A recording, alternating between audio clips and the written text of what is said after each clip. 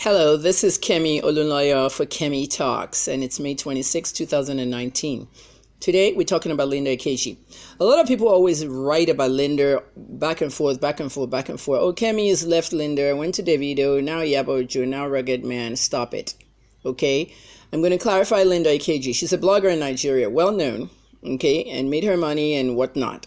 Linda does not have a Facebook page. A Twitter page was suspended. She got it back. And she has an Instagram page, which is also suspended, and she got that back. She does not have a credible Facebook page for her brand, which is, a verified one. But hopefully she's working on that now because she's rebranded. And she got her Twitter back as well as her Instagram, which is now verified. Linda got into controversy with me because in 2006, my cousin was getting married, Diola Olunloyo, and she was engaged to an OAP, Dan Foster. Linda basically flirted around somebody engaged and had sex with him several times. So had an affair with somebody who was going to be a married man. And Diola found out. And the wedding was canceled like 3 weeks before the wedding. People like me, I flew home for this wedding. Lots of cows and meat and everything. Everything was thrown out and given to the poor. Because of one person, a model called Linda Ikeji. Has Linda changed her image? I don't know. But I cursed her then. I placed a curse on her that she will never get married in her life. Well, she has never got married since then. That's why I don't curse people, because my curse always comes true. At the end of the day, okay, I moved on with my life. Everybody moved on with their lives. And in 2012, I came back home from Canada. In 2013, I got a deal to be an ambassador with Etisalat for a data deal because I was an influencer on the internet.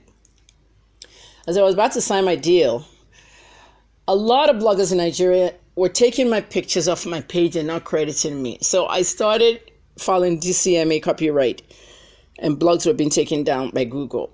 People lost their blogs. In one day, almost 10 blogs. So I started trending that day. And I remember Omojua, the Twitter influencer, saying that, Kemi, you're killing it because Kemi is closing down people's blogs. Linda Ikeji decided to do a story, and the story said, Kemi threatens bloggers with her guns. Now, where did she come from? I mean, with her guns. Where did Linda come from? If I'm threatening bloggers to take my pictures off their page if they don't credit it, where did the gun part come from? Linda went to the Toronto police page. First, she went to my page and noticed I was a gun violence activist. She now went to the Toronto police page, which linked her to some of my pictures there, holding machine guns of all kinds. Automatic rifles, MAC-10s, everything. Tech-9s. Linda took my pictures with guns and said, I'm threatening bloggers with guns, with my guns. That alone made me lose my Etisalat deal. My business crashed. I just created HNN Africa in 2013 from Hip-Hop, my music blog that was successful in Canada. So I changed it to Hip-Hop Newsnet, HNN. And that was the beginning of my demise with my company. I struggled with HNN Africa because of Linda. She ruined my business. Years later, I said I forgave her for ruining my business. Days after that tweet, she tweeted me back and said, oh, I'm sorry, Madam KOO, and I was just starting to like you. Sorry that he. She wrote the words he, laughed about it sarcastically. Linda destroyed my business. She messed up my name. I didn't have any guns stashed in my house. The police commissioner in Oyo State at the same time told my dad that they didn't want to go raid the house because he was a former governor and they just wanted to ask him. There were no guns in my house stashed here. A blogger, the same blogger that told Femi Kuti that his children were not his children from a DNA test, that made up so many stories about so many people, Linda Ikeji, was the same person. And that's where my father got to know her.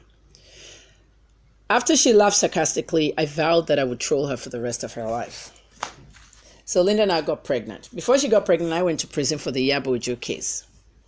At the end of the day, I told people when I came out, please donate to my travel legal expenses. I don't know how I'm going to be flying from Port Harcourt to Lagos to Ibadan all the time for court. If I don't go, they'll arrest me. Linda donated 100,000 naira to that fund. And somehow people said she bailed me out. She didn't bail me out. My bill was 1 million. Kaide Ajulo paid my bill, and he also represented me for free. Linda did not pay my bill. She just gave me 100,000. All right. Mistake I made was I went to announce it because when I got to the bank and I saw the deposit, I said, let me just thank her. She now said, oh, she was languishing in prison. That's why I gave her the money when her family wouldn't help her. You know what made me mad? Because she said my family wouldn't help me and I was languishing in prison. How dare Linda say that? At that point, my trolling started. So she said she got pregnant. Linda, you're not pregnant. You're a liar. That's why she told Punch that she gave me 100,000 naira. I have a video of Laura Ikeji telling somebody that Linda cannot get pregnant because her womb is not viable. And of course, that video has never been released. If I release that video, I'm going to be seriously vindicated, but I'm not going to release it just yet. It's not time. I don't want to be vindicated. I've been vindicated of too many things in Nigeria. At the end of the day, Linda took one of her fans and paid her money, flew her to America. That fan was pregnant. She took care of her, everything. Her name is Helen. When Helen delivered the baby, I posted on Facebook and said, Linda's surrogate just delivered the baby. Nigerians, as stupid, dumb, and mentally slaved as they are, were commenting, congratulations, congratulations. This was in August. At that point, nobody realized that I said Linda's surrogate. The next month, Linda had the baby. Because if the surrogate has delivered, she has to be in labor very soon. I had people stationed everywhere in Emory Hospital, all over Atlanta, watching Linda's movements, and she didn't know. This is investigative journalism. Linda stayed in her hotel, in her hospital room. Helen's baby was born, and they transferred the baby straight to her. The same way Gabrielle Union did hers. Nothing wrong with surrogacy, but there were no videos of a live birth or a baby right after it was born. Linda just showed a picture. Linda was sitting down on a wheelchair coming out with a baby. I mean, Nigerians believe this. Even some of the brands that congratulated her believe this. Are we this stupid in Nigeria? Yes, we are. A country of 201 million that can figure out things. Sadly, it took me to let you guys know. Has Linda ever said she did surrogacy? No. Has she ever confirmed it? No. Has she ever denied it? No. When you don't confirm or deny, you create an element of suspicion. In the end, she wrote a long epistle saying that she used to travel back and forth to Shalai Jeremy's house. Shalai denied it. Shalai said she blackmailed him. Shalai said Linda took my sperm and went to a Lekki clinic and had it fertilized with her egg. Had somebody else carry the baby. And so there's a baby who's made up of Linda and Shalai. And Jeremy said, don't call that boy Jeremy. JC Jeremy is what Linda named the baby. Sadly, this is how Nigeria is. We're brainwashed because we don't know.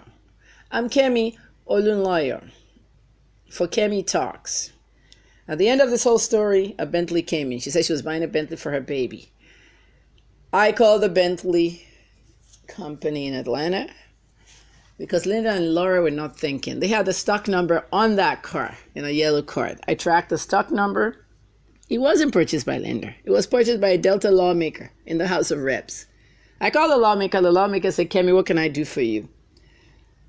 What can I give you not to reveal my name? Bribe. I said, I don't take bribes.